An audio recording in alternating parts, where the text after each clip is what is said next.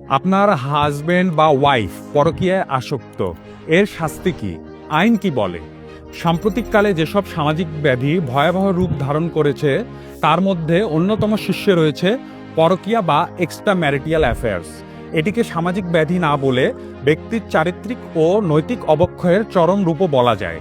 বাংলাদেশের আইনে the panel code act 1860 এর সেকশন 497-এ এক্সট্রা ম্যারিটাল অ্যাফেয়ার্স বা পরকীয়ার শাস্তির কথা বলা হয়েছে। এই ধারা অনুযায়ী যদি কোনো ব্যক্তি অন্য কোনো ব্যক্তির স্ত্রীর সঙ্গে সেই নারীর সম্মতি সাপেক্ষে সম্পর্কে লিপ্ত হন, তবে সেই ব্যক্তি ব্যভিচারের অপরাধী হিসেবে গণ্য হবে, যার জন্য 5 বছর পর্যন্ত সশ্রম বা বিনাশ্রম বা অর্থদণ্ড অথবা উভয় দণ্ডে দণ্ডিত হবেন।